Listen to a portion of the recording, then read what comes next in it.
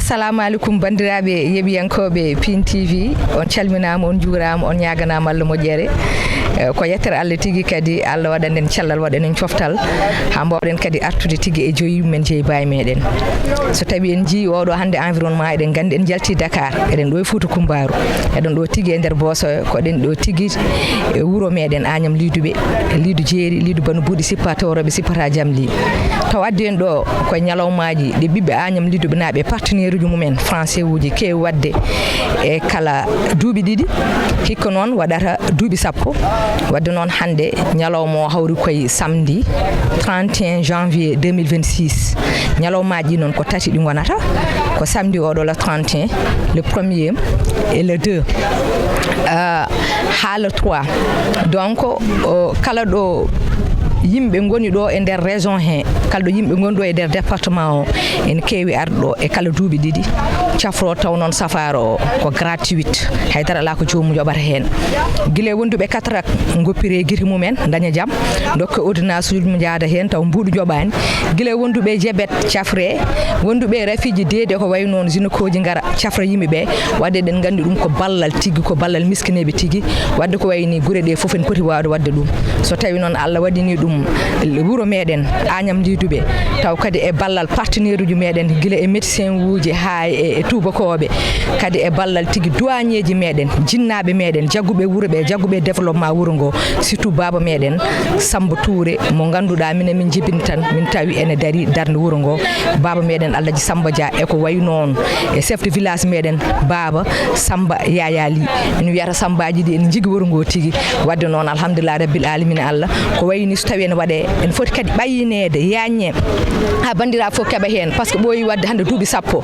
ɗum tagui min mbi tawde ko ngol ɗo lawol waɗata duuɓi sappo alay saago Pin TV ummo guila Dakar ara ha ɗo mbawa hollude bandiraɓeɓe ko waɗata ɗo déroulé pendant 2 jours ko walla 3 jours ko ɗum ɗon noon gasata sona min jaade moɗon ha nder min kolla on yimɓe ummiɓe partout e nder département walla e nder région o arde safrade wadde noon min gonde moɗon ɗo ha hande ha janggo ha ɓawo janggo inchallah wadde jehen nder en ɗo darde docteur Ndiaye wonno haalpuri mbiyata ni walla no julfu mbiyata ni Sénégal benno bopp la ken mënu ko har ñaar wadde kala ɗo jiiɗa haalpular ma yiɗon jolfo ma yiɗon séréer eɗen darde ɗo e docteur mo ganduɗa kadi ko docteur debbo min kadi ko fierté am par ce que oɗon gandi no mbadumi e rewɓe kono noon ko neɗɗo mo ganduɗa ko jooɗi to hôpital Wourossogui kadi o safrata tan ko fate e banggue guite kono noon min namdomo seeɗa e namde makko namde gummiɗe meɗen faade makko docteur Ndiaye ñu ngi lay nuyu di la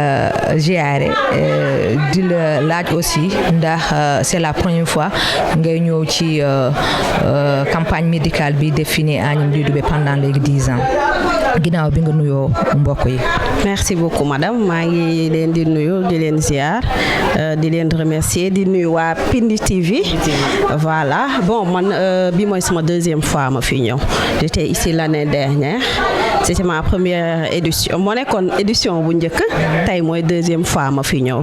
en 10 ans voilà merci. d'accord tey mooy 2e fois ngay ñëw bi nga fi commencé ñëw ba léegi docteur Ndiaye lan nga fi gis en tant que ki nga xam ne docteur nga yaa ngi faj ci ay bët te ñëpp xam nañu léegi cataracte bi dafa bari surtout fii ni ci Fouta bi xamuñu nag lan moo ko causé ndax poussière bi la am déet loolu yéen ñu ko gën a xam xëy na dina am ñi nga xam ne dinañu mën a am waxtaan bu gën a yaatu ba ñu waxtaan an ci yéen ci loolu mais tey bu ñu ñëwee fii population bi ñu fi gis te nit ñi jógee fu ne ci région bi ñëw yow loo ci lan ban kàddu nga ci mën a sànni. waaw franchement man dama si am satisfaction dama si am contenté bu mag parce que nit ku nekk fi nga nekk yow yaa mën a participer si développement bi gox bi nga dëkk yow yaa war a jaamu yàlla si ñi nga say dëkkandoo ma am ci fierté bu baax parce que fii nii lu ma remarqué si zone bi benn at kese laa fi def mais lu ma remarqué mooy que cataracte bi bëri na fi trop y a beaucoup de problèmes liés aux pathologies oculaires bëri na fi trop même ñun feene on a beaucoup de cas 2 jours la ñuy opérer par jour waa Wourossogui 2 jours la ñuy opérer par semaine mardi et jeudi mais dañuy bëri lu ñuy opérer tellement que la zone y a beaucoup de cas de cataracte zone bi dafa bëri cas de cataracte moo tax suñu gisee initiative yu mel ni dañ siy kontaan di ko saluer te duñu mën a def lu dul accompagner ko di remercier tamit initiateurs yi parce que lii c'est pas facile c'est pas donné à tout le monde boo ñëwee y a une organisation ils prennent un nombre de malades ñu mën a consulter on recrute ñu mën a def chirurgie ñu opérer leen en 2 jours ku wax opérer Sénégal xam ne cher na c'est coûteux moo tax c'est pas donné à tout le monde di nga gis koo xamante ne am na cataracte dina ko traîner am na ñoom dañ koy traîner pendant des années ba mu mën leen jural leneen indi tension ci bët bi wala leneen. Docteur Ndiaye chaque année ñu ngi gis nit ñu ngi gën a bari macha allah te yaakaar naa dafa am ay nombre yi ngeen di jël léegi su fekkee da ngeen jël benn nombre exemple 100 ou bien 50 te lu gën a bari loolu ñëw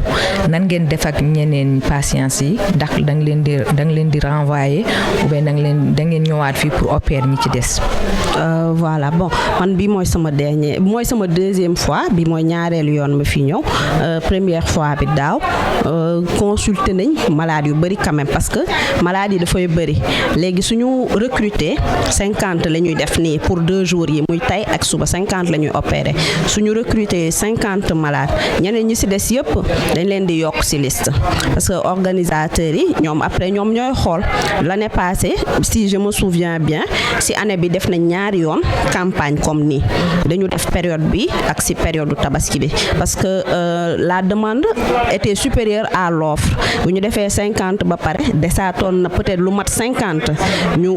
jëlaat leen ñooñu ci digg année bi ay côté tabaski bi noonu ñu defaat leen muy 2 fois dans l'année cette année aussi ñu ngi gis que nit ñi ñu ngi ci biti di xaar lu bari ñu ngi consulter di recruter en même temps ñu ngi def chirurgie bi léegi lu ci mën a am rek suñu jëlee 50 yi on va voir avec les organisateurs s'il y a une possibilité de les reprendre durant l'année inchallah ba pare dina am suivi bu baax on revient dans un mois revoir tous les patients yu ñu opéré woon xool ce qui a été fait ndax lépp baax na quoi voilà. D'accord docteur Ndiaye merci beaucoup lan mooy sa kàddu bu mujj ak aussi looy conseiller population sénégalaise en tant que ophtalmologue comme ni nga ko waxee pour ñu mën a jël initiative yu mel nii parce que comme ni ñu koy waxee am na ñi nga xam ne ñu bari ay néewu doole lañu amuñu moyen pour mën a opérer wu mais su lu mel nii su occasion yu mel nii su amee dinañu mën a profiter ñu ñëw ñu mën a opérer wu jotaat tamit seen santé donc loolu ci jaamu yàlla bu baax la bokk. Bon mooy kontaan di leen féliciter encore di leen di ñaanal en tant que praticien parce que lii c'est pas donné à tout le monde campagne bari na mais campagne chirurgie cataracte yombul te ñoom ñi koy def bii mooy 2e fois muy 10e édition man bii mooy 2e fois ma koy fekkee duma ko rafetlu di leen ñaanal di wax population bi aussi que ñun fajkat yi ñu ngi fi pour ñoom que ça soit fii wala feneen képp nit lu mu yëg ci bëtam nañ ñëw déplacé wu ñëw ñu xool ko yéen lañ fi nekkal bu ñu xoolee dinañ trouver solution bu ñu ragal que bët duñ ko opérer wala lii nit ñi dinañu xool li war ci bët bi ñu def ko bu ñu ragal ñun ñoom lañ fi nekkal ku ci am njàkkare bët lu mu mënti doon dans le cadre général il faut nga déplacer wu nga dem ci bërëbu fajukaay yi ñu saytu ko ñu xool lan mooy problème bi voilà encore une fois ma leen di remercier bu baax merci beaucoup Seydi Ndiaye eɗen dardinde o e coordinateur Agnam Liduɓe biyeteɗo Abou Sow inde nde noon en weeli kono yettode nde kam barkinani kono malgré ko sosoho mon waɗa golle dinde e nder wuuro ngo min yama ko hande min meeɗi yidirde kono mi ɓooyi nande inde makko kadi Baba Samba Touré ɓooyi haalandemi haala makko e golle baɗɗe fayida darde makko tigui e wuuro ngo so tawi noon wiyama coordinateur wuuro eɗen gandi ene yaaji kala ko fate e banggue éducation ko fate e banggue santé développement foof ko kanko gérata ɗum so tawi noon hande ɓiɓɓe Agnam Liduɓe naaɓe partenaire mumen ene mbaɗa ko fotini e nder ngoɗo wuuro kala hitande walla kala duuɓi ɗiɗi mo wartanen hen par ce que gonnen ɓiɓɓe wuuro ɓe gona ɓiɓɓe ko foof hande kanko ɓuuri en wadde maîtriser ko waɗata rulle ngo e ngoɗo wuuro par ce que kanko jogui ɗum ko golle makko kadi ko ɗo e wuuro ngo woni enen garat tan jilloɗen koor hen kono eɗen gandi wona golle bebɗe en tant que non coordinateur eɗen mbiyaɗamo micro meɗen caggal nde o salmini bandiraɓe o haalana meɗen tigui kanko Abou Sow caggal nde o fuɗɗiɗo wonno mbiɗen ni duuɓi ɗiɗi faade joni holno yiiri wuro ngo beele ɓiɓɓe wuro ɓe enen beeli liggodade d'abord par ce que neɗɗo liggodo e wuro taw ɓe liggotoɓe ne metti liggodade beele kanko ɗo woni ɗo il est en l'aise hande so tawi wiyanoma ko ponnoɗo hay sinno hande ko laamu wonno ne wiyama waɗe affecté beelum wiya ala goppe kam ngoɗo wuro mbo ɗiɗi heddade ɗon walla comme jiɗɗo yaade donc caggal calminal ɗum woni namde guiɗo hon namdademo Seydi Sow. eyyi avant tout mi salmini mon mi juurima mon mi bismima mon kadi mi weltanima kadi ko mbaɗaton ko machallah par ce que ɗum kadi no faana wuuro yeeso eyyi par ce que moƴƴi kala ko ne waɗe nder wuuro waɗe médiatisé ha kay fotɓe hebde hen ɓe keeɓa hen arde banggueji foof eyyi hande noon en kawrini ɗo woni campagne médicale min mbaɗa célébré noon ko 10e édition so nani 10e édition nak woni watti ɗum ko duuɓi sappo ne waɗe par ko campagne noon ko par hitande waɗata eyyi nder hen nder campagne noon ko watte ɗo ko ɗumin foof ko gratuit eyyi guel consultation affaire gueɗe ɗe ɗumen yettade campagne o hande ka coordinateur wuro ngo holko jiiɗa e wuro ngo beele yimɓe wuro ɓe belli liggodade walla eyyi joni mi arta tan ɗo puɗɗormi woni par ce que mi ari ɗo au mois de décembre 2023 guinden ha joni min ɗo mi liggoda yimɓe wuro ngo machallah ko wuro mbimami ko référence en terme de développement par ce que kadi yimɓe ne mbaɗi organisé wu yimɓe aussi heɓe jiiɗi yahru yeeso donc kala garɗo kadi wawi tan wondude moyen o liggidade moyen eyyi donc a nder hen kadi min mi waɗat en tant que coordinateur waɗat intervenir dans tous les secteurs eyyi donc secteur he foof kadi ko waɗi comité ji ganduɗa hoore makko heeɓe liggodtomi hen donc mi waɗa saluer aussi ɓe membre ɓe wonɓe hen vraiment aussi heeɓe engagement mumen kam machallah tout moment koɓe daari pour wuro ngo eyyi hande kadi ɗum holliri ɗum par ce que enen ɗo hande wadde célébré 10e édition campagne médicale o te ɗum kadi en général ko wonɓe comité santé o ko ɓuuri hen darade eyyi donc kadi fati organisation foof en ko mawɓe sukaɓe foof darato hen rewɓe worɓe eyyi rewɓe so jeehi banggueji goɗɗi ɓen toon peggue pour ndefu worɓe sukaɓe worɓe kadi ɓen jogui organisation ɓen jogui gaddu ñamdu yardu ndu foof te ɗum kadi jajaɓe no cohli ɗum voilà donc vraiment ko weltare mi waɗi ɗo duuɓi ɗiɗi dewɗi kono ko weltare tan ko ɓesdare kadi min gummi tan ko développement kala mo ganduɗa o noddi kam développement hay seki feccere jammum woppat foof mi ara mi jagga hen eyyi par ce que kadi si wuuro ɓamtima tan ko foof en ɓamtane donc ɗum kadi vraiment aussi mi waɗ ɗumen hen félicité mi ɗumen ñagono kadi yo ɓeydu tinnare tan eyyi kala garɗo kadi wawa ɗumen jaggirande eyyi amin Seydi Sow haala ka waɗi fayida joni e oɗo campagne médical mo gonɗen woni no mbiɗen ni waɗi hande 10 ans eɗen gandi weeɓani wadde campagne médical gara tan mbaɗa consultation gratuite dokka yimɓe leɗɗe jaaha ɗum hay sinno ne satti wonɗo yettaki kono wadde campagne médical oppirde yimɓe guite cataracte safra jebete kuji adda ko wayno gynécoji eɗen gandi wona weeɓani surtout noon opération cataracte o wona hunde wemde beele ko ɓiɓɓe Agname Lydounaɓe tan guittete bowñuji mumen mbaɗa hen holno ɓe mbaɗata haaɓe mbaɗa ɗum walla beele eɗen jogui partenaire uji ɓe ganduɗa ko kañumen mbawata dusodirde ɓiɓɓe Agname Lydouɓe naaɓe e caggal ballal mawɗo meɗen joom wuuro meɗen Baba Samba Touré kono maçon Baba Samba Yaya Pilito kono maçon spécial e idolam woni Baba Samba Touré mo ganduɗa min jibina tan min tawi kan daari développement wuuro ngo kadi ko yimɓe daraniɓe wuuro ngo kala kone walla wuuro ngo en mbaɗa ɗum kono hol partenaire uji enen hande joguiɗen ɓe ganduɗa ene balla men e banggue financiére guila fuɗɗi faade jo gummo e guure mumen walla gummo e leyɗele mumen gara taw safaro o namdaki hen buuɗi walla namda hen buuɗi sonani mbaɗir Allah eyyi campagne o kam comme no jiiruɗon tan par ce que ɗo kadi yimɓe gimmima banggueji foof te foof gari kadi ɓe nan ɗum tan ɓe mbi ko gratuit donc mbi mbaɗa profito ɓe gara ɗo donc ɗum foof kadi si wiyama gratuit tan yo won mataw won ligguey ɗumin pegguɗo caggal donc ɗum kadi hen e mbaɗa remercier no fewi partenaire ɗi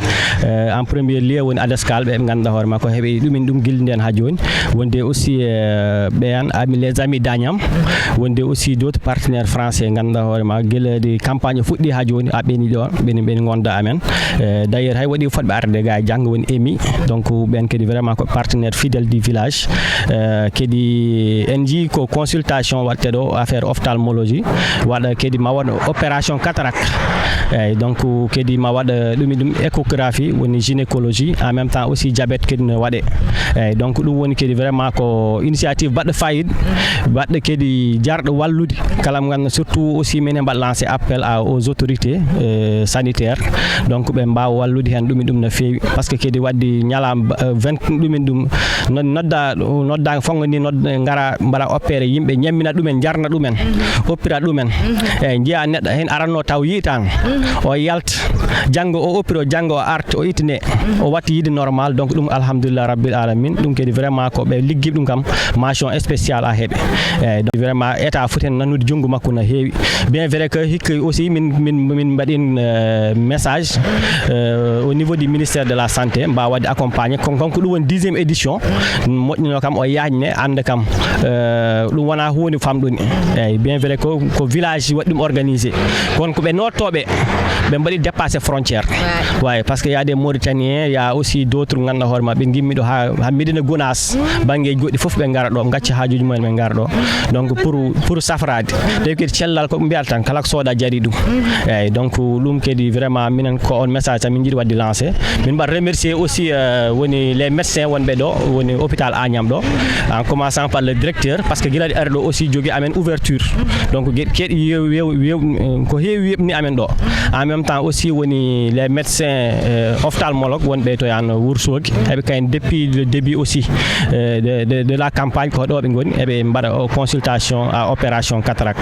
donc ko ɗum dal vraiment ko hunde wadde fayida tawi kadi sa arari yimɓe ɓurɗumen saftinde ko ɗumin ɗum ko guite ɗe eyyi ñabbu guite o donc ɗum taki hewɓe hen ɓe ɗuminat ɗo danaka nane tan no min gari à 6 heures du matin tawi tolto 130 ticket tottirama eyyi te nine min mbaɗi distribué ha gasi 300 et quelques ha min mbaɗi programme ɓeydude pour yaade ha 500 et quelques personnes joni an 100 hande 30 ɓo tottuɗon ɓe aɗa jogui jorto hande kamɓe fof ma mbawa opérade hande non parce que direct ɗumin ɗum ophtalmologue o kay wi ko 50 tan haɗata mais minen inchallahu rabbi konko min jiiɗa wadde écarté hay goto Baba Samba kam konko koye idéal foof en comme no mbiɗa donc kayne o totti yamirore yomin mbaɗ consulté ha 500 personnes donc somin paari kadi momin mbaɗa wadde négocier avec les ophtalmologues min ƴeewa jour goɗɗo ganduɗa hoore ma momin mbawa wadde opéré c'est 50 autres personnes walla 100 autres personnes par ce que nder watteɓe consulté wona hay fof mbatte opéré waɗi ɓe ganduɗa hoore ma opération ɗumin moyen soit ɓendude cataracte o soit ɓendude donc namni que suivi waɗi ɓe ganduɗa hoore ma peut être ko jogui tension donc du coup mbawa ɗumnede mbawa wadde opération eyyi donc dal ko ɗumin de manière générale pour opération. A jarama Seydi Sow konngol ma cakkitingol. Konngol am cakkitingol donc ko weltare tan vraiment ɗum woni 3e fois miɗa tawe kam kañ médical te mi jangui hen no heewi eyyi donc sini kon sagam aussi ɗum yajne banggue ɗi fof mbaɗe par ce que kadi yimɓe heeɓe tampi cellal weeɓani eyyi tawi kadi sa ari hôpitaux ɗi safrugol ngol no muusi ticket de consultation 20 000 walla goɗɗum sa dañi ɗum gratuite kadi si watten banggueji foof waɗe gratuite comme genre campagne ji baji ni donc ma ɓeydu cellal yimɓe te yimɓe somi dañi cellal kadi ɓe liggoɗo soɓe liggima kadi ɗum waɗa développement donc sans cellal kadi en mbawa wadde ndigga donc ɗum kadi ko weltare no feewi min weltinimon kadi onon ɓe ganduɗa onon média wonɓe ɗo min mon ñaguino kadi yon ɓeydude communication o ha fotɓe tinditin partenaire ɓeydo ɗum ɓeydo yajude inchallahu rabbi merci. Eɗen dardi ɗo e bandiraɗo gorko Kalidou Déme jeeyaɗo tour Agnam Thioday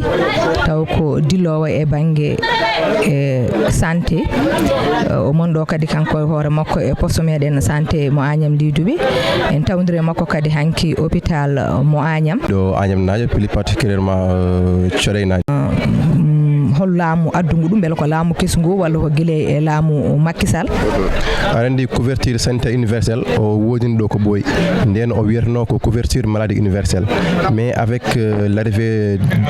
du nouvel régime joni ɓe change ɗum ɓe mbatti ɗum couverture sanitaire universelle woni CNCSI ɗo joni kadi ɓe mbaɗi comment dirais réhabilité woni ɗumɗoji no yarata ni foof aɗa andi nden couverture maladie universelle o so jomum dañi carte ngal haɗata ko dans les communes là mais ɗo joni carte o c'est national ko noon yaari. D'accord, carte o c'est national carte o nani so tawi neɗɗo yiɗi hebde kartal ngal bandiraɗo gorko holɗo wawi rewde heɓa kartal ngal kadi so tawi neɗɗo heeɓi kartal ngal woni no mbiɗa ni exemple tawi hande min mi sellano mi yeehi hôpital komi ponnoɗo yobde hande ujunaji 2 so tawi mboɗo jogui kartal ngal no foti joɓanni. aren kartal ngal ko mbiyata ɗum ko adhésion familial fodiri ko yimɓe taro ha faade yesso neɗɗo wadde hoore mum joom suudu mum e suha mum kala mi laata wadde warat mais ko tara fodiri ha faade yesso inscription ko temedde 2 après cotisation ko annuel a hoore fof feere ko temedde 7 par exemple joomum so pi oɗo janvier kadi ko janvier goɗɗo kadi joomum piyete ko c'est annuel kadi on saaha joomum so heeɓi kartal ngal so yi dispensaire walla hôpital so tawi waɗatno ko radio en walla analyse walla consultation walla échographie en ɗon joomum yoɓata ko 20% nak firti so tawi joomum radio ngo jaranno ko ujunnaji ɗiɗi ɗon joɓata ko temedde 4 ko heddi o ko laamu ngu yoɓanamma kadi en waɗi kadi goɗɗum kadi aɗa nden CMU o ala no couverture dans les pharmacies privées là mais ɗo joni so tawi a windama ordonnance so tawi comment dirais-je pharmacie o walla non hôpital o walla dispensaire o ala lekki sa yalti e pharmacie men gondi boldi mo mbaɗi signé convention ɗon joomum yoɓata ko 50%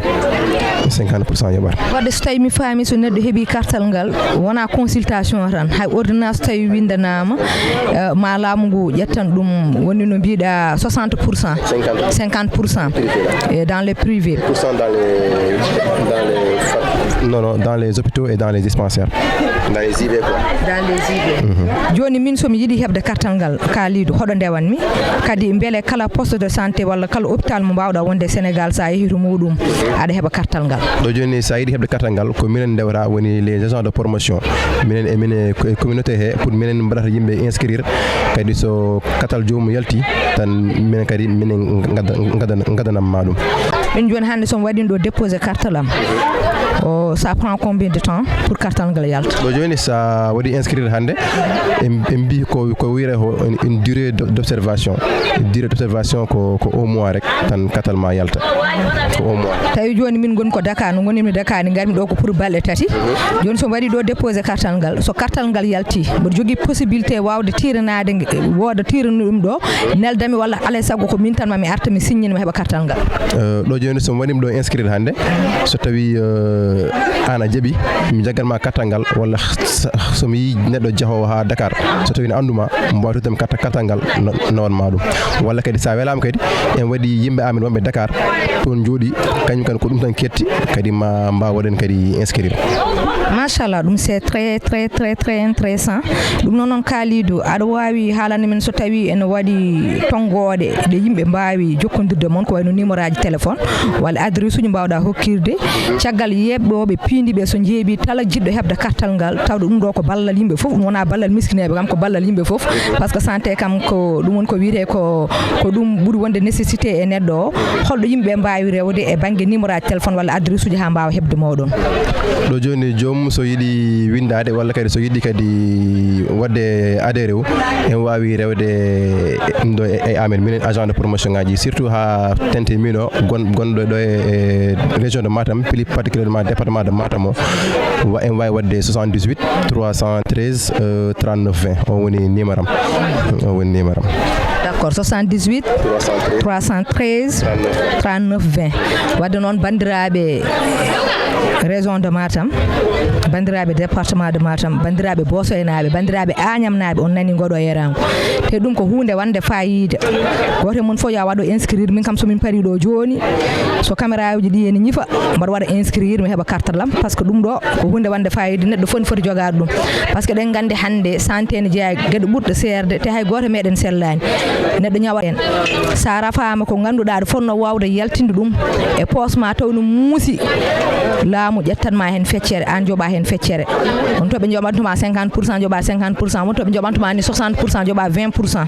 to ponɗa yobde ujunnaji ɗiɗi fof joɓa hen ujunnaji 4 ɗum c'est très intéressant ɗum noon yo bandiraɓe fof jaa worɓeɓe jeehe mbaɗon inscrire keɓon carte mon mbaɗon feere suddiɓe keɓa carte uji kono mbaɗon fori kadi ɓiɓɓe moɗon koye mumen keɓa carte uji min kam Sali Dia inchallahu rabbi joni komi mbaɗo inscrire Allah jarama Seydi Déme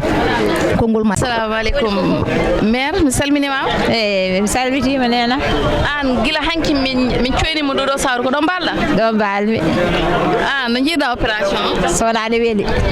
ene weeli ha maayi Moussani min ala Moussani min mbalwi ɗanade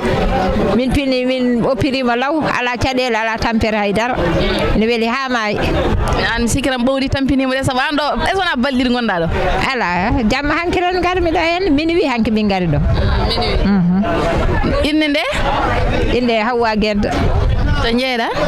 min jeeyami ko liiduɓe ɗo e liiduɓe jeeyami ƴiyam ɗo e liiduɓe gaynata gara walde ɗo en jeeyi wona ko haaju haaju ma kay ne jaranma fofo ka wana hoorema a dañi ɓinguel ma ɗe daranoma ene walluma ha Allah ittanma caɗele gubdam ko yettere Allah tampere ala caɗele gala oɗo Salmata walli min Salmata o Salmata Dia Sali Dia yettere Allah min jetti Allah min jetti ɗum ene nafa wuro nafa e ladde sa tawi ɗum ladde ene nafa so ari ɗo ne ko nafoore tan weltare tan Allah waɗi makko barke amin mais holno jiiɗa miɗen sikki affaire o heewi yimɓe de wowro est ce que ma gasni hannde ma yimɓeɓe kejju hannde ni yimɓeɓe keewi ɓe notima hen wanno ko ballal Allah woni ɗo ko ballal Allah yettere opération Moussani haydara mo ala caɗ yo Allah hokku jam amin nena yo mbiyomin pat ha ɗo e 16h 17h baba annen hay annen kadi aɗa wonde guite eyyi min par ce que wona grave trop quoi mais sa yi hunde kumsima rek il faut ya mbaɗa consulté mo ƴeewa to ko tagui ɗum inde nde min Ablaye yettode Diagne to jeeyɗa Wouro Siré Agnam Wouro Siré joni garɗo e liiduɓe eyyi liiduɓe oui par ce que vraiment sala mi jogui hen weltare trop quoi par ce que enen hannde o en han Pulaar en eɗen produit ɗo men so wani ngal fof min jogi wayne fof ko Pulaar haalte eɗen kala Pulaar eɗen cafno koye meɗen par ce que c'est important ma monde entier ma andu enen fulɓe wonko gonɗen kono hunde fof tan ko joni fulɓe hunde fof tan ko banggue goɗɗo yonani il faut enen mbaɗa ƴeew guila gaari mi faala joni mboɗo yimɓe ne kala Pulaar mboɗo ɓeydi weltare hen quoi par ce que mi andi tan ko fulɓe hono am gonɗi tan no ɗo Fouta kadi en voilà non min waɗi heɓe ene kala wolof min waɗi par ce que min wona ɗum gonnomi ko joni garmi voilà go ɗum ko Abidja joni garmi ɗo quoi enen ɗo ha hande en gaynani nene min salminima mi salmitima nenam inde nde minen ko Binta yettode Sam eyi holto gummiɗa Agnam Thiolle Adam calminade holko adduma ɗo en addimi ɗo ko jewde guitam eyyi komin nanɓe lidunaɓe hay rowande mi arino ɗo kono guila nden ko Dakar tan Allah wanno min mbaɗa yaha e Boppo mbaɗa safro e Boppo kono tan dal mi dokkam randu lebbi ɗiɗi gummitimi toon gartumi ɗo lebbi joni ɓuuri lebbi ɗiɗi so gummitimi Boppo joni woni lebbi tati hen joni min nani wiyama lidunaɓe ɓe gaari docteur ɓe gaari ene cafra ene balla aɓe jokka en ɗam eyyi ɗum ne minenne min gaari hande minenne humpitade min ƴeewa eyyi mais holno jiiruɗa ñalawma o jiirumi ñalawma o de ko ñalawma o kam ne waɗi fayida par ce que ne deeƴi kamɓe fof ne deeƴi yimɓeɓe kadi ne beltina ene bertana leeje ene bertana jeese ene waɗana kaccitaji hay goto hande hoddata ɗo e heege goto fof haccitima ha haawi wertanama leeso addanama ndiyam ko yaɗi kadi bismama eyi ɗum noon min mbiya ɗon yalla walti cellal eyyi saabu en jii hande ko wiyete ñaw guite woni cataracte kala cafronno ɗum hande ne waɗa opération ko haalis kewɗo yoɓata e rendez-vous ji gummoɗa ɗo jaaha Dakar ene ɓuusi mais hande ɓe gadda noon e nder Agnam liiduɓe ko gratuit ganduɗa gara cafroɗa ɓe goppirma sa foti opérade ɓe goppirma so woni kadi ɓe foti ko hokkudema ordonnance ɓe gokkuma ordonnance jaaha mais nden weltare holko waɗanno nden ɗo weltare ne min belti hen no fewi ha ala ɗo haaɗi saabu minen hayso min cuwata opérade ɗo willa min dañani ɗo haydara min jiiɗo guila rowane ha rowande min jiiɗo sukaɓe amen rewɓe cukalon tokoson gaari ɗo goppiri noddi hen hamdu jetti hen Allah jetti hen lidunaɓe gueɗe mabɓe fof ko pewɗe min noon komi bajjen goh ko bajjen goh mo Agnam Thiolle ɗen garmi ɗe ni ko ɗum namdimi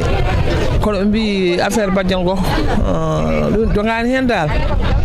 puisque joom suudu Samba Touré o ko on jettimi ɗo tikkir gila hanki eyyi kono min jii kam ko ballal manggal gonɗon on balli julɓe ɓe on balli kadi miskineɓe sabu a yahat hôpital yaha bopp daga ha maya dokkeɗa rendez-vous sabu ko famɗi foti hande hôpital Bosoyo ɗo sa yi toon samedi sa yettima hade ma naata ma taƴi a ticket 600 naata sa naati kadi sa jeyata docteur kadi ma tampa sa yi docteur kadi dokkeɗa ordonnance mo ala gas dokkeɗa kadi rendez-vous taw rendez-vous alaɗo haade aɗa yaha tan aɗa arta eyyi ɗum noon min jetti Allah e nala ɗum min jetti Cheikhnamata Dial min jetti lidunaɓe ko tinniɓe ko sagataɓe ɓe mbaɗi déploiement no feewi koɓe tinniɓe komi bajjan go kadi komi présidente CPF. ha joni de eɗen ɗo e wuuro meɗen Agnam Liduɓe eɗen ɗo e campagne men médical mo ganduɗa waɗata duré ko balɗe 3 hande woni premier jour o hande woni no mbiɗen ni ko le 31 janvier 2026 en gummima to ganduɗa ko poste de santé mo Agnam Liduɓe taw won toon tigui ko safotoɓe banggue guite opération cataracte woni toon kono en gari gaay e galle rewɓe so jii photoji on jino wayni woni galle guinniraɗo galle rewɓe ɗo e nder Agnam Liduɓe ko ɗo tigui docteur eɓe diabète ɓe goni wadde noon mamin kollu on tigui arɓe kadi safrade banggue diabète o kañumen noon to yarata ni ko noon kadi gayni yarata kala garɗo ma waɗe consulté sen foti hokke fof kadi ko gratuite Allah noon e partenaire uji meɗen e ɓiɓɓe wuuro ɓe woni Adescal les amis d'Agnam e kadi ɓe ganduɗa kadi ko partenaire uji meɗen kadi docteur eɓe ɓe ganduɗa gummoto kadi ko ha Mauritanie ko wayno docteur Salen ko wayno docteur Thiam ko wayno docteur Ba e kala hitande gummo ha Mauritanie mbaɗa moyeji mumen gara taw ala ko addu ɗumen sona wallude miskineɓe ɓe docteur eɓe gummo to ha e hôpital Wourossogui ɓe gummo Agnam foof gara taw foof gardata ko volontariat e wawde safrude bandiraɓe ɓe ɗum noon ko yettere Allah ɗum noon eɗen ñaagui Allah tan yo yaaj e guure baɗi ni kala wuuro so wawi wadde ni yo wanni enen yo Allah jurnanen ɗum e ɗo nder Agnam Liduɓe no waɗiri hikka duuɓi 10 ni yo continuer noon ha jaatiraɓe meɗen fof taw ɗum ɗo wadde noon jiihen kadi ƴeewen quelques patients uji wonɓe ɗo e diabète ƴeewen kadi wadde introsé goto e docteur eɓe eɗen joddi ɗo e kaw meɗen bani meɗen gorko Adama Sall coordinateur ACID woni ko haalpureɓe kewiide ko maayo wona keerol hakkude Mauritanie e Sénégal ko maayo tan woni ɗon kono ko endam kadi ko neɗɗo mo gowɗen yiide ɗo duuɓi hande kala nde campagne médical o waɗi gara ara arde docteur eɓe gummo guila Mauritanie gara ɗum noon ko weddemo micro tan o salmina bandiraɓe o waɗa men présenté holko woni ONG ACID. eyyi bandiraɓe mi salmini yeɓoɓe hettiyankoɓe Pindi TV e ko yettude Allah yettude bandiraɗo e bandiraɗo debbo no wirini e oɗo fartan mo Allah hokki en wawde haalde kadi ko welama mawɗo arde ɗo e Agnam Liduɓe no wirini duuɓi jeeɗiɗi emin gara caravane santé jeeyi sababu o ko docteur Sadal Hussein kañum woni président ACID ONG ACID e bami men hono Samba Touré mo ganduɗa en ceerani yettude ɗum e duwanade ɗum donc min mbiyetemi ko Saladam ko min woni coordinateur ONG ACID o moro ko Mauritanie min gara duuɓi jeeɗiɗi hikka woni 10e édition min luppi tan ko 3 kono guila jokkodiral ngal waɗi faade hande kam ala caravane mo min luppi ko yettede Allah kadi min jetta dendagal Agnam naaɓe e tedduɗe ɗe e fof. Seydi Sall Allah jarama ONG ACID kam beele o haadi tan ko e nder Mauritanie walla ɗum jogui partenaire uji caggal leydi so ɗum yawri aussi holno partenariat hakkude Adescal Agnam Liduɓe les amis d'Agnam Liduɓe woni ɓiɓɓe jibinande Agnam Liduɓe naaɓe e ACID holno partenariat o ardi. eyyi ko namdal ngal coftanmi jabade hakkude Agnam e hakkude Agnam Liduɓe association Adescal e ACID ummi tan koye groupe aji aduna ko jiiɗa ko ko jokkodire tan docteur Sall e Baba Samba wonɗo Kawri e Dingri jokkodiri hen e nder jokkodire mbaɗi nde Baba Samba naagi docteur Sall sono wawi arde tawtere caravane uji baɗirteɗi kaaɗi metane walla ɓe sabu manquera ko faati e diabète e nder hen noon Allah waɗi min jokkodiri hen kadi docteur Sall kañum ko darniɗo ko faati ɗen gueɗe Baba Samba aussi ko darniɗo mbaɗen gueɗe donc kamɓe fof jiiɗi anniyo ko ɓamtude anniyo ko wallude anniyo ko fewnude donc ɓene hen caɗele wawde jokkodirde kadi hawre Agnam vraiment no dariri ni ko hunde nde acide yiɗi ono tugginde en faade hannde no mbirumi nani hannde woni 10e ngol ɗo woni 10e édition donc 7 ans min ngara ɗo min tawtere caravane donc ɗum waɗi ko vraiment ko welama mawɗo kadi jokkodiral ngal jibini ko heewi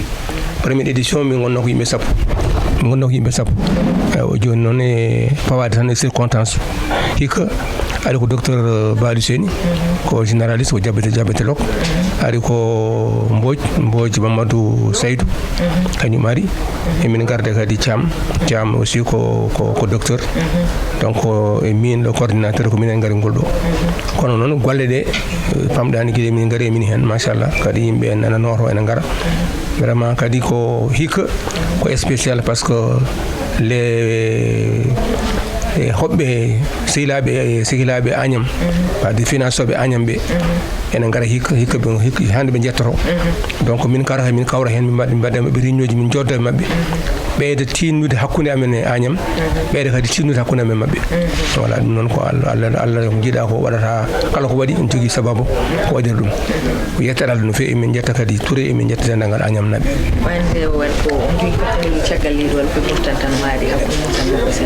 eyyi namdal ngal mete on jeune jogui mete on jeune jogui ɓe joggodir caggal leydi si min jogui hande min liggoto e Algérie naɓe min liggoto e Tunisie naɓe min liggoto e Cameroun naɓe no Marocain min liggoto e woɗɓe machallah min jogui France naɓe min jokkodira e hewɓe machallah ko ɓoyani koni docteur Sall to banggue arabeɓe to woni Maghreb arabe kala hen ko waɗi hande o noddete hay ko ɓoyani koni o wadde mabɓe conférence mawɗo dans le mois de février nder mois de février siki wonno ko le 18 walla le 17 février no 17 décembre du mois min mbadde mabɓe conférence mawɗo machallah baɗɗo en ligne yimɓe heewɓe tawtorama kadi jibini ko heewi donc to banggue kam caravane on ala ɗo min kedde nder Mauritanie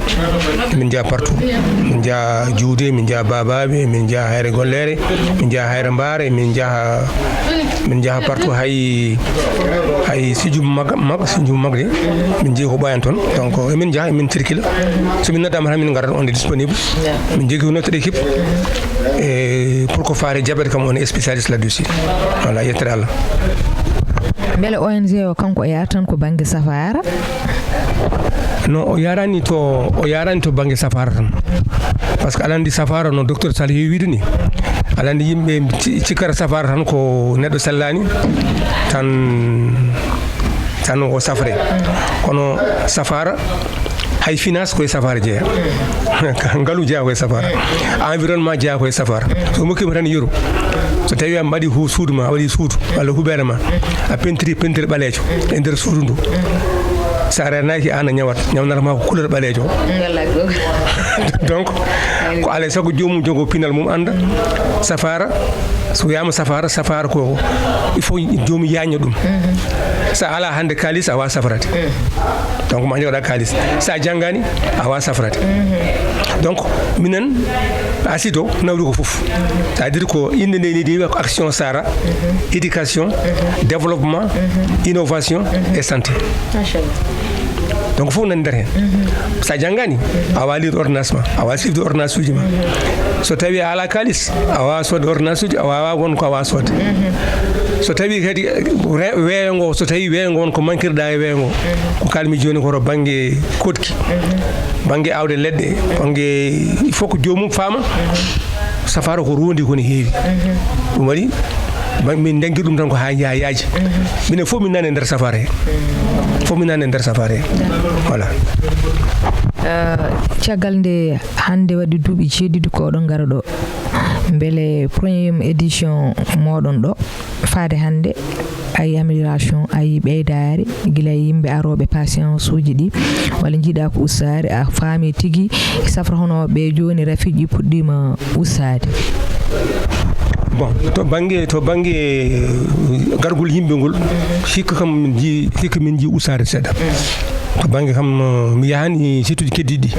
kono to bange diabète o kam influence ngo hande kam heewan no feewi hande on ya 52 personnes pour le moment arɓe min jahanno ha 70 80 par jour on est là encore pour quelques jours bon ene gasa tawa yimɓe ko jangaɓe kono ɓurano ɗon kono to bangue évolution kam min ji évolution no feewi évolution déjà c'est à dire saɗa ara e nokku ala teddini hen salara nokku yimɓe ne jiya on kadi salara nokku yimɓe ne jogui mon hoolare ha ko ɗon garta duuɓi jeeɗiɗi ce qui veut dire ko won amélioration gonnen d' abord to bangue amen minen e koye men bangue safroɓe docteur eɓe ɓe jogui min hoolare ɓe gandi kam aroɓe c'est des étudiants ko anduɓe bangue keddiɗo aussi ko ɓuuri musde min hen tan seeɗa ko woni yimɓe cafrata sona min gara c'est à dire ko mamin gartande cafro c'est à dire somin jigui tan ko dartinde ɗum kadi ono min jiiɗi haɓade ɗum waɗi hikka min gaddi tous kesso min gaddi ko des fiches ha kadi min jiiɗi wadde ko fedde déjà créama fedde nde ardi ɗum ko vieux Samba Dia kañum woni président association des diabétiques min gaddi tous kesso pour ga min mbawa jokkodirde mabɓe kala patient gondude diabète han kadi mi jogo o code mo jogui o hamin mbawa jokkodirde mum à partir de là mbaɗa groupe WhatsApp ha kadi kala gonduɗo e diabète minen ɗo min goni to min jokkodiri e jomum min mbawa haaldude mum min mbawa sifde ɗum min jokkodiri kadi ko ɓuuri mawnude hannde min jokkodiri haylo gardiɗo hannde clinique hôpital hannde hôpital Agnam min dañja mum partenariat ha kadi min tiñde mum partenariat kadi dendagal hen kadi kala kadi gonduɗo e diabète hay kanko docteur gonɗo ɗo docteur Agnam o wiye Samba Thiam wiye Samba Touré ko poɗɗo mantede par ce que hay ɗum o ƴeewi ha kadi ko acide partenariat acide e ADESCA yante même hay docteur eɓe wonɓe ɗo wuuro ngo wonɓe Agnam toɓe hôpital Agnam mawɗo min jokkodiri men kadi fitti ko yara un suivi plus sérieux pour gondude rafi diabète o min mbawa suivde min mbawa wondude ɗum hakkadi goto fof ne jogui code mum donc ɗum kadi min keeɓi donc il y a des améliorations à chaque fois on améliore par rapport komin golloto komin liggoto ko on gummi ko poste de santé mo Agnam Lidoɓe o to ganduɗa ko safrotoɓe guiri goni toon poste santé o nane heewi yimɓe ɓe mbino ko 50 personnes ɓe ƴettata kono ko ari waɗi inscrit ɓuuri 500 personnes ɗo woni no mbiɗani usima beele so tawi on ƴeewi e waɗi noon ko miijuɗon ko diabète o heewani ɗo e Fouta walla guila puɗɗi ɗon faade joni on jii diabète o ene ɓuuri hewde Fouta par ce que won haaloɓe hay sinno wona pawa ɗum koye gandal e mbiye diabète tampo walla barño walla ko way noon hewani hay sen heeɓa ɗum hewani hebde ɗum diabète ɓuuri hewde ɗum ko woɗɓe e foftere beele minen nomin jiiri ɗum ni toon wayi hewde yimɓe ni 4 ans won wayi hewde ni aɗa e gandal ma tan e banggue mo jaaruɗa o kadi wonde coordinateur acide mo ganduɗa liggoto koye santé et tout par ce que kala ko neɗɗo ɓooyi jogno ɗum gandal beele hande yiyande ma e minen yiyande nde min jinde raɓɓere ko hande ko somin mbiyama ɗo hande hol rafiji ɓurɗi kewtan mbawi wiide cataracte par ce que min jii yimɓe nurte cataracte ko ɓuuri hewde e diabète o eyyi ko namdal bangal fayida ayi ko min keewi dañde ɗum min keewi dañde ni ko wayni hen pour jour gadano kono noon yimɓeɓe goto fof ne yiiɗi ko safrade ɓe jiiɗi ko wadde échographie ɓe jiiɗi ko ƴewde guitu men ɓe jiiɗi ƴewde ñiiƴu men waɗi jomum windoga d'accord ɗum fof paamen ɗum on windireɓe ɗo hannde on araɓe ɗo hannde kila nana mbiyamin aha komi jiɗɗo yaade to komi jiɗɗo yaade to hen donc so ƴeewi ɗumen ne wawi jeeyde ko saabi ɓe garan kono diabète kam hannde ne heewi Fouta diabète ne heewi Fouta hannde kadi hay yimɓeɓe cikkata mataw ko ñawgu ne hirsini ɗum kadi yimɓe cikkata wonene cuuɗo jiɗani wiyede ne gonde diabète kadi diabète hirsinaki hannde Mbodj vieux Mbodj min gondi ɗo sa yima hannde il a 75 ans il a plus de 40 ans wonde diabète mon docteur ay Mbodj il a plus de 40 ans wonde diabète kono sa yi andata mbiya ko wondani diabète no wonnomo respecté ko watte ko kadi hannde o wonti dariɗo pour wade sensibiliser e wallude yimɓe yo caforde diabète ngal bangal c'est ko hunde nde laamuji fof facilite que ça soit laamu Mauritanie ko laamu Sénégal laamuji fof ne mbaɗa hen juuɗe mumen no wonno safara ko hunde mawde no fewi kadi yimɓe ne paami ɗum laamu ene paami ɗum donc ko heewi waɗede tan ko ɗum heewi waɗede ko minen aroɓe min préparé ne ordre de mission kadi mbaɗne kadi o mbaɗne kayit min janire min nat somin keeɓi kayit o tan kadi kadi fof newima somin gari tan min ɓennat ko foti yoɓede ko yoɓete ko min traverse sans aucun problème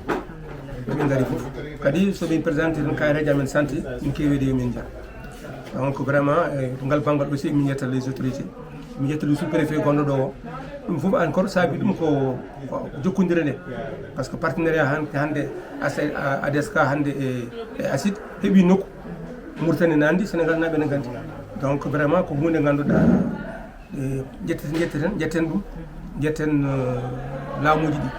banggue keddiɗo dernier mois am tan ko yettude on noon foof yettude d' abord Pindi TV ko mbatton ko golle baɗɗe fayida golle joɗɗe kadi vraiment emin ketto on emin jeeɓo on min belti e hiide sukaɓe wamen moon darade e média darade kadi ene balla yimɓeɓe ha mbawa finde ha mbawa andude kadi keeɓa kabaruji baɗɗi fayida emin jetta dendagal aussi gardiɗo fedde ADSK ono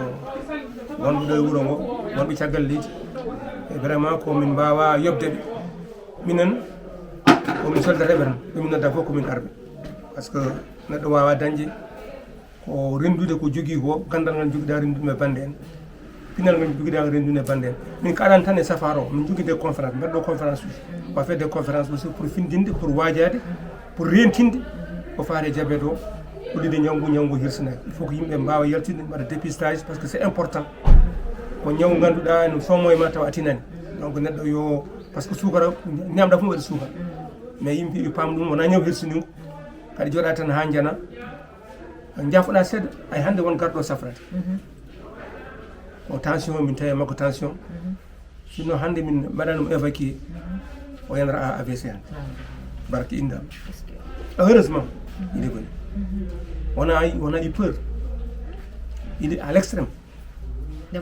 gorko nafi min tan ko c'est organisé ya l'ambulance qui est prêt min noddi ambulance arnimo o nawa mais ko jannoɗo o fano ko AVC si tawi que 2 heures de temps après so arano 2 heures de temps après ko jannono et c'est au cas où ɗum waɗi hande min dañi welam sauve une vie humaine neɗɗo goto hande min ganda o kam min tefi ɗum donc ɗum ɗon ADSK ne foti weltade hen ACID ne foti weltade hen e neɗɗo foof juuɗe ne foti weltade hen ene anda kam ɗum ɗo wona meɗe ene jeere kadi déplacade docteur Ba hande ummi ko Nouadhibou faade ɗo henna il a fait hier et aujourd'hui 1020 kilomètres 1020 kilomètres pour hoɗum saabu Allah ɗum noon si mi pini tan ko min cohli tan ko duwaw ɗum tan min cohli emin jetta noon dendagal Agnam Naye min jetta kadi mawɗo Samba Touré vraiment Allah jarama on jarama emin jetta kadi diwan Agnam foof e Mauritanie naɓe taccuɓe gari ga safrade en tout cas ACID à votre disposition ACID ko onon jeeyi ɗum no jiɗɗirɗon foof nodde min on est des soldats pour wallude pour safrude pour feccude am on komin jogui ko Allah jarama on jarama Allah jarama a jarama Seydi Sall Agnam jibinaɓe Allah jetti on par ce que ko batton ko wona hunde wemde ko batton ko jihaadi tigi a tentini ɗum hande oɗon cogol duuɓi kewɗi ko goo duuɓi jeeɗiɗi hande oɗon cafande rewɓe kono hande oɗo tigi mbaɗaɗo évacué ka so leeli 2 heures de temps wano wadde AVC kadi yettana Allah ko feewi ko fierté Agnam jibinaɓe ko fierté moɗon ko fierté ɓiɓɓe fof walla ko fierté ɓiɓɓe Sénégal naɓe walla ko wiyete ko fierté kala ko wiyete ime kala ko wiyete neɗɗo noon wiyetera ala ko wiide tan leyɗele kedde ɗe walla gure keddiɗe yo mbaɗ hono ni hay sinno wona ɗo e Agnam so won gure goɗɗe Sénégal mbaɗa feere jokkodire e ACID tawde onon ko alhamdulillah rabbil alamin mbiɗen wona kewi jokkodiron mumen taw kala saaha ne mbawi wadde ko wayni par ce que ko gonga weeɓani kono kadi sattani kala ko neɗɗo ummini taw kadi mbaɗirta ɗum fi sabilillahi a fawi jungo Allah subhanahu wa taala wan ma Allah fawi jungo wadde noon gure keddiɗe façon mbawi waddine kala saaha mbaɗen ni jofen vie uji par ce que hewɓe cellata hande kono ngala moyeji no cafruɗi ala hay dara ko hulɓinde men yaadude taluji sona ene nganndi so njehii ngala ko kaalis mo nawi toon pour cafro ko ngalaani ko taƴi tigi hay salmo so ɗumina ɓurtinaas noon yalla ɗumɗen walla jaanama